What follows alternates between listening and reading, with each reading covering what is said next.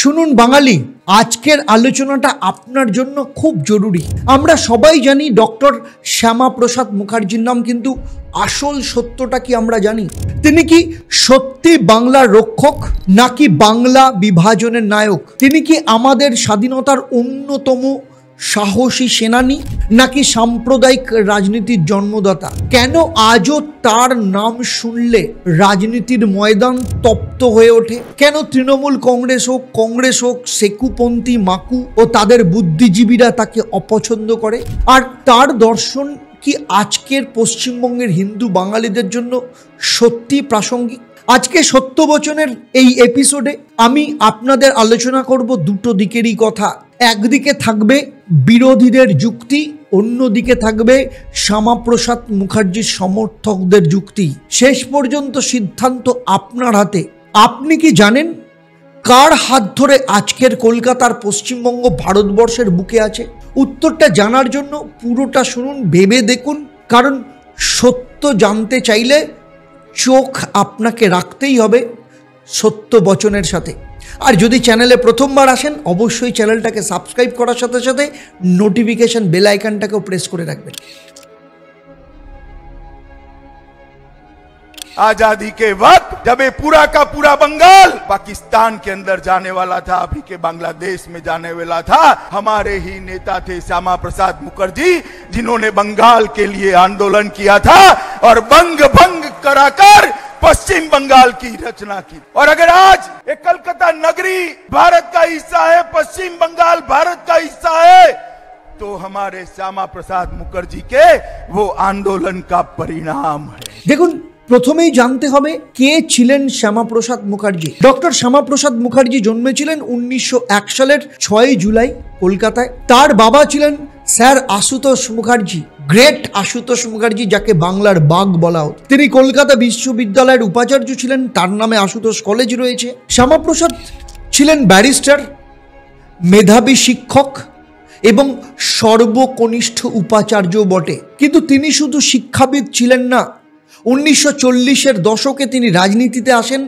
তিনি বুঝেছিলেন কোড, যেটা খুব ইম্পর্টেন্ট, যে তিনি বুঝেছিলেন বাংলায় হিন্দু সমাজকে রক্ষা না করলে, ভারতকে শক্তিশালী না করলে স্বাধীনতা অর্থহীন হবে। তার দর্শন ছিল একটা শক্তিশালী ধর্মনিরপেক্ষ ভারত।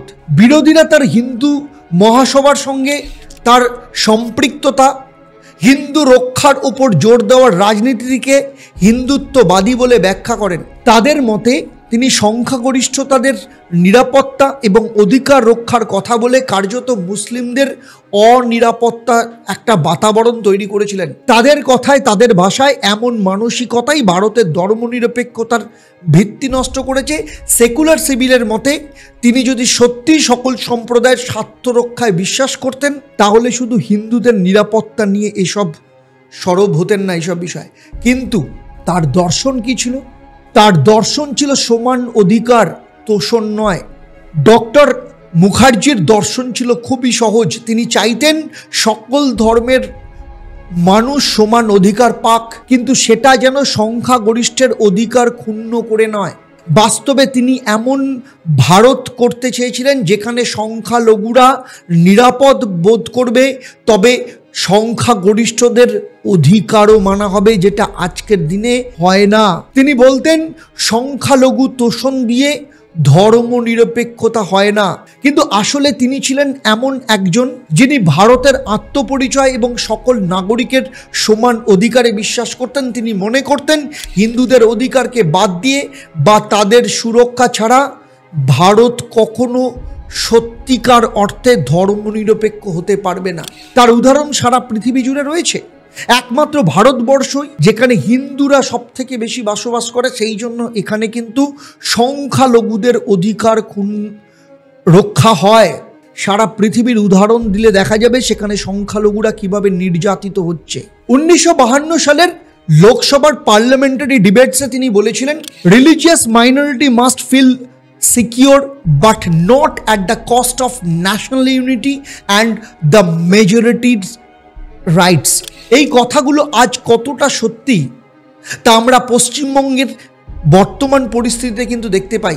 চলুন এবারে আলোচনা করব বাংলাকে রক্ষা করার আন্দোলন। শ্যামাপ্রসাদ মুখার্জি সব থেকে বড় সমালোচকরা বলেন তিনি বাংলাকে বিভাজিত করেছিলেন। তাদের মতে তিনি যদি ইউনাইটেড বেঙ্গলের বিরুদ্ধে না দাঁড়াতেন তাহলে বাংলা আজও অখণ্ড ঐক্যবদ্ধ প্রদেশ হতো।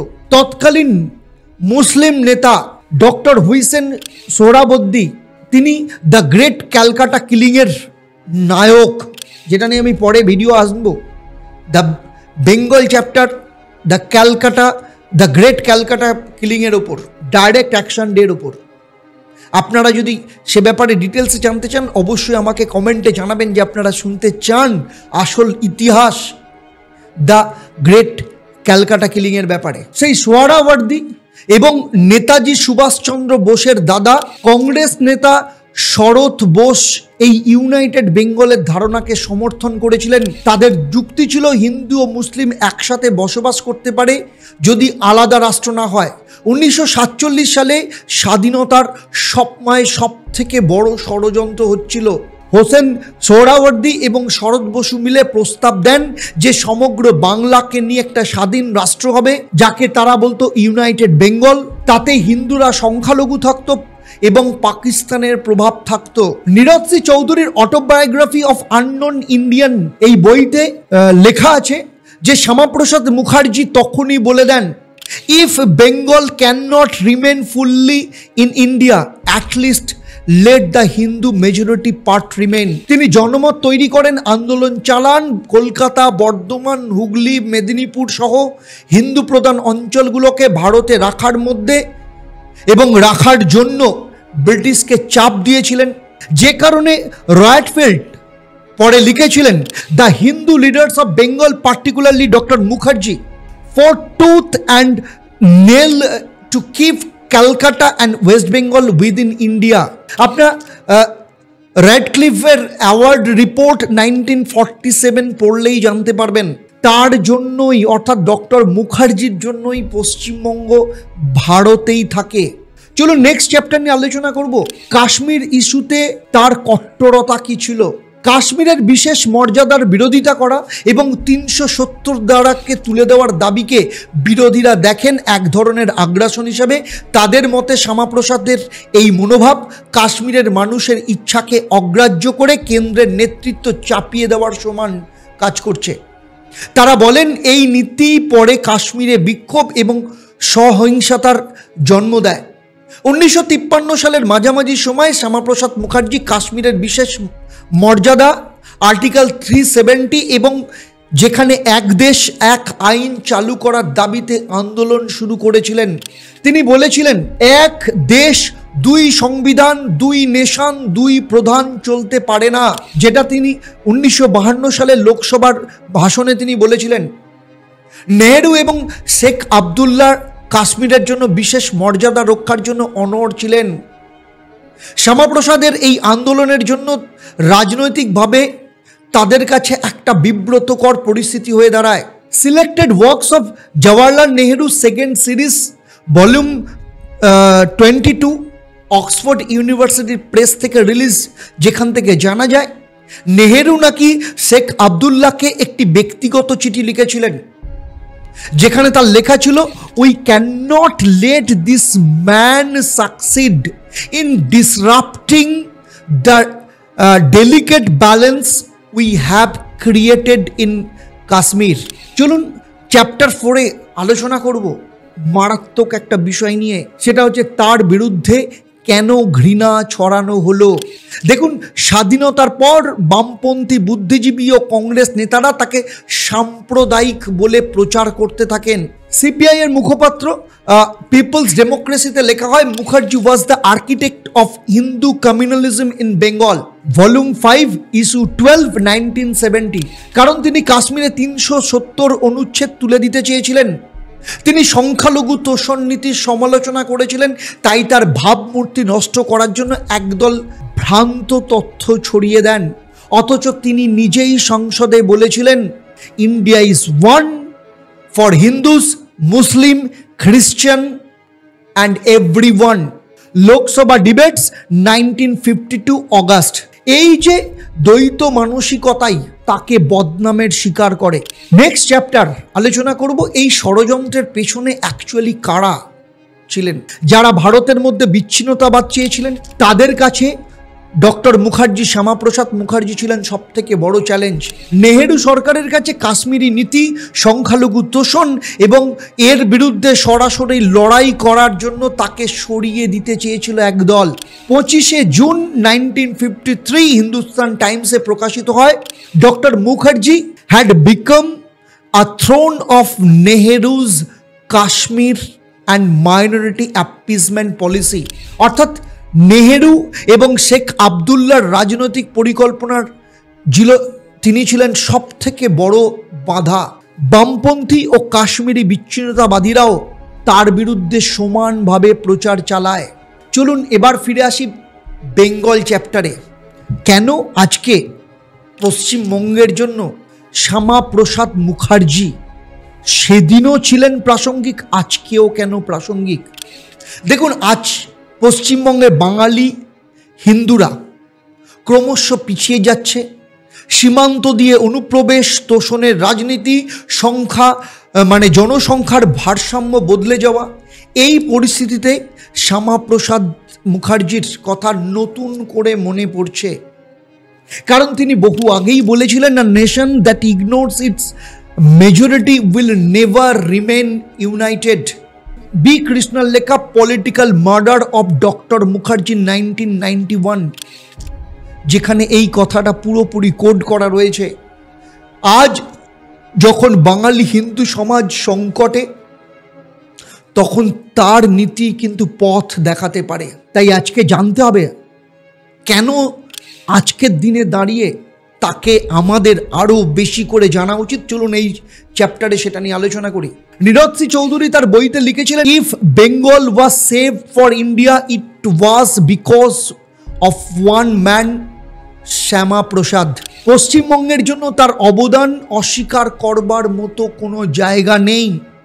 তার নীতি বাংলা ও ভারতের অখণ্ডতা, সংখ্যাগরিষ্ঠতা, সংখ্যালঘুর সমান অধিকার, কোনো তোষণের মধ্য দিয়ে নয়। এই দর্শন আজকে আমাদের প্রত্যেককে মনে করিয়ে দিচ্ছে যে আজকে আমাদের তার দর্শনকে কেন প্রয়োজন। যদি তাকে এবং তার দর্শনকে আমরা ভুলে যাই, তবে বাংলার সার্বভৌমত্ব প্রশ্নের মুখে পড়বে। পরের চ্যাপ্টারে আলোচনা করব কেন তৃণমূল কংগ্রেস এবং বাম এবং সেকুলার, তথাকথিত সেকুলার, কেন তার অবদান স্বীকার করে না, তার বিরুদ্ধে নেতিবাচক প্রচার চালায়। দুদিন আগেই দেখেছিলেন পশ্চিমবঙ্গের প্রতিষ্ঠা দিবস হিসেবে ডিবেট এসেছিল শ্যামাপ্রসাদ মুখার্জির, যে পশ্চিমবঙ্গকে ভারতবর্ষের মধ্যে সংযুক্ত করেছিলেন। সেই দিনকে পশ্চিমবঙ্গ দিবস তৈরি করার জন্য যে ডিবেট তৈরি হয়েছিল, সেখানেও পর্যন্ত তার প্রচণ্ড পরিমাণে বিরোধিতা হয়েছিল। 20শে জুন বাংলা দিবস পালন করবেন উত্তরপ্রদেশ রাজভবনে, সব রাজভবনে পালন করবেন। এই ডেটটা তারা ঠিক করলেন কি করে? আপনারা তো জানেন যে কাজটা কেউ করে যায়নি, আমরা করেছিলাম। অ্যাসেম্বলিতে পাস হয়েছে একটা আইন, যেখানে পয়লা বৈশাখ বছরের শুরুর দিনটা আমরা বাংলার প্রতিষ্ঠা দিবস হিসেবে অ্যানাউন্স করেছি। আজকে আপনি 20শে জুন কেন ধরছেন? তাহলে বাংলার প্রতিষ্ঠা দিবস বাংলা ঠিক করবে না, আপনারা ঠিক করবেন? বিজেপির ইচ্ছা মতো চাপিয়ে দেওয়া জিনিস। বাট তার হিস্টোরিক্যাল বেসিস কি, ঐতিহাসিক পটভূমি কি, সেটা তো বলুন বাংলার মানুষকে। পশ্চিমবঙ্গ সৃষ্টি দিবস বলুন, পশ্চিমবঙ্গ দিবস বলুন, পশ্চিমবঙ্গ রক্ষা দিবস বলুন, যা নাম দিবেন দিন, কিন্তু আজকের দিনটাকে তো পালন করা উচিত রে ভাই। ডক্টর শ্যামাপ্রসাদ মুখার্জির বিরুদ্ধে নেতিবাচক প্রচার চালানো শুধু বামপন্থী রাজনীতির মধ্যে সীমাবদ্ধ থাকেনি। যদিও সেই সময় দাঁড়িয়ে একমাত্র জ্যোতি বসু শ্যামাপ্রসাদ মুখার্জির ইউনাইটেড বেঙ্গলের যে বিরোধিতা, সেখানে সমর্থন করেছিলেন, বাকি সমস্ত বামপন্থী যারা ছিলেন, ডাঙ্গে থেকে আরম্ভ করে মুজাফফর আহমেদ থেকে শুরু করে প্রত্যেকেই কিন্তু তার বিরোধিতা করেছিলেন শ্যামাপ্রসাদ মুখার্জির। এবং জ্যোতি বসুকে সেই সময় উঠতি নেতা হিসেবে তাকে গুরুত্বই দেওয়া হয়নি, তার কথাকে কোনো রকমভাবে গ্রাহ্যই করা হয়নি। তাই আজকের বামপন্থীরা যতই বড় বড় কথা বলুক, বাংলার সার্বভৌমত্বের কথা বলুক, রাস্তায় নেমে আমরা বাঙালি বাংলাদেশি নয় বলে ট্যাগ লাগানোর চেষ্টা করুক, সেদিন কিন্তু তারা ইউনাইটেড বেঙ্গলের পক্ষেই রায় দিয়েছিলেন। বাংলাকে তারা ভাগ করে ভারতবর্ষ থেকে আলাদা করতে চেয়েছিলেন, একমাত্র জ্যোতি বসু বাদ দিয়ে। কারণ স্বাধীনতার পর সরকারের সময় তাকে বাংলায় সেই জন্য সাম্প্রদায়িক এবং হিন্দুত্ববাদী হিসেবে প্রতিষ্ঠা করা হয়েছিল। এই বামপন্থীদের বিচারধারাই পরবর্তী ক্ষেত্রে তৃণমূল কংগ্রেস অ্যাডপ্ট করেছে এবং সেটাকে ব্যবহার করছে সংখ্যালঘুদের তোষণের নামে। তৃণমূল কংগ্রেস নিজেদের সেকুলার রাজনীতির দাবিদার হিসেবে নিজেকে উপস্থাপন করতে চেয়েছে, আর সেই রাজনীতির সুবিধা পেতে হলে শ্যামাপ্রসাদ মুখার্জির মতো স্পষ্টভাষী নেতা, যিনি বাঙালি হিন্দুর স্বার্থ এবং বাংলার অখণ্ডতা রক্ষার জন্য লড়াই করেছিলেন, তার প্রতি নীরবতা এবং নেতিবাচক বর্ণনাই তাদেরকে ভোট রাজনীতির সুবিধে দেয়। শ্যামাপ্রসাদ মুখার্জি হিন্দু বাঙালির অধিকার এবং নিরাপত্তার প্রশ্ন তুলেছিলেন, যা আজকের ভোট সমীকরণে সংখ্যালঘুর ভোট ব্যাংকের সঙ্গে কিন্তু ম্যাচ করে না। ফলে তৃণমূল কংগ্রেস শ্যামাপ্রসাদ মুখার্জির অবদানকে সামনে আনতে চান না। তৃণমূল কংগ্রেস নেতারা আজও প্রকাশ্যে তার নামের সঙ্গে সাম্প্রদায়িকতার তকমা জুড়ে দিতে পছন্দ করেন, অথচ সত্যিটা হলো তিনি যে আন্দোলন করেছিলেন তার জন্য আজ আমরা কলকাতা এবং পশ্চিমবঙ্গবাসী হিসেবে ভারতের সাথেই রয়ে গেছি। না হলে আজকে বাংলাদেশে কেউ কেউ গিয়ে রবীন্দ্রনাথের মূর্তি ভাঙতেন, রবীন্দ্রনাথের নাম কেটে দিতেন, সত্যজিৎ রায়ের বাড়ি ভাঙতেন হতো, অথচ তাদেরকেই আমরা বাঙালি বলছি। এবং খেলায় জিতলে পাকিস্তানের হয়ে গান গাইতাম আমরা, এটাই তো আমাদের ছিল, অথচ তাদেরকেও আমরা বাঙালি বলছি। বাংলার ট্যাগ লাগিয়ে দিচ্ছি, যেখানে স্নান করাকে গোসল বলা হয়, জলকে পানি বলা হয়, ফুপা, তারপরে আরও কত কিনা নাম আছে যেগুলো বাংলা ভাষার সাথে কোথাও কোনো সম্পৃক্ত নেই, কোথাও কোনো যোগ নেই। আমাদের মধ্যে কেউ কেউ খালার মেয়েকে বিয়ে করতো কিংবা ফুপার ছেলেকে বিয়ে করে ফেলতো, হতো সেই সময়, আজকেও দেখা যেত। 2001 সালে তৃণমূল কংগ্রেসের মন্ত্রিসভার একজন সদস্য সাংবাদিক বৈঠকে বলেছিলেন, we can not glorify a man who divided Bengal and promoted communal politics, যেটা 7 জুলাই 2001 সাল টেলিগ্রাফে বেরোয়। এবং সেই একই প্রতিবেদনে দ্য টেলিগ্রাফ লিখেছিলেন, ironically it was the man who stopped Kolkata and West Bengal from going to east Pakistan. অথচ আজও রাজনৈতিক সুবিধার জন্য তাকে বিভাজনকারী বলা হয়, কিন্তু ইতিহাস বলে অন্য কথা। সেই কারণে কেউ কেউ আজও কলকাতার বুকে দাঁড়িয়ে মিনি পাকিস্তান কথাটা উল্লেখ করতে সাহস পায়। কলকাতার কোনো কোনো জায়গা অলরেডি আনঅফিসিয়ালি মিনি পাকিস্তান হয়ে যায়, মিনি বাংলাদেশি হয়ে গেছে। গুলশান কলোনি থেকে শুরু করে এরকম জায়গা প্রচুর আছে, উদাহরণ আপনারা দেখতে পাবেন। তাই এখনও রাজনৈতিক দলগুলো মনে করেন শ্যামাপ্রসাদের নাম স্বীকার করলে হিন্দু বাঙালির আত্মপরিচয় অধিকার নিয়ে নতুন করে প্রশ্ন উঠে যাবে, আর সেটা মিনি পাকিস্তান করার পক্ষে সুবিধাজনক নয়, ভোট ব্যাংকের রাজনীতির পক্ষে সুবিধাজনক নয়। তবে বাংলার সাধারণ মানুষের জন্য সত্যটা জানা খুব দরকার, কারণ তিনি ছিলেন সেই নেতা যিনি বলেছিলেন, if India to stay United Bengal must stay with India. এটা আমার কথা নয়, ইন্ডিয়ান এক্সপ্রেসের আর্কাইভে জুন 1947-এ বেরিয়েছিল। আর তার নেতৃত্বেই আজ কলকাতা এবং পশ্চিমবঙ্গ ভারতের মানচিত্রে অটুট রয়েছে। তো হে পশ্চিমবঙ্গবাসী, বাঙালি হিন্দু, আজ দুদিকের যুক্তি কিন্তু আমি আর তথ্য দিয়ে সামনে আনলাম, কোনোটাই আমার মন গড়া কথা নয়। আমি কাউকে গ্লোরিফাই করছি না, সত্যিটাকে আপনাদের সামনে তুলে ধরেছি। তিনি কি বাঙালির গর্ব ছিলেন নাকি বিভাজনকারী? আমার এই আলোচনার পর আপনারা ঠিক করবেন তিনি কি সত্যি একজন দেশপ্রেমিক ছিলেন নাকি কট্টরপন্থী। সিদ্ধান্ত আপনার হাতে। আপনি কি মনে করেন শ্যামাপ্রসাদ মুখার্জির দর্শনকে নতুন করে চিনতে হবে নাকি ইতিহাসের পাতা থেকে তার নাম মুছে দিলেই ভালো? আপনার মতামত কমেন্টে লিখে জানাবেন, যে মতামতই থাকুক না কেন। আর মনে রাখবেন, সত্যির পথ কখনো সহজ হয় না, কিন্তু সেই পথই আমাদের চোখ খুলে দেয়। তাই চোখ মেলে চোখ রাখুন সত্যবচনের সাথে। সাবস্ক্রাইব করুন, প্রচুর শেয়ার করুন এই ভিডিওটা, কারণ সেই সব মানুষদেরকে জানান যাদের জন্য আজ আমরা, যে কারণের জন্য, যে মানুষটার জন্য আজকে আমরা ভারতীয় বলতে গর্ববোধ করি, ভারতীয় পতাকাকে সেলাম করতে পারি, জনগণ মন অধিনায়ক আমরা গাইতে পারি এবং ভারতের অখণ্ডতার অন্যতম উদাহরণ হিসাবে নিজেদেরকে একটা পার্ট হিসাবে গর্ববোধ করতে পারি। কারণ আমি যেটা বললাম, যেটা আলোচনা করলাম, সেটা কিন্তু গল্প নয়, সত্যি। তাই সত্যবচনের সাথে থাকুন, শুনুন, ভাবুন এবং ভাবা প্র্যাকটিস করুন। নমস্কার।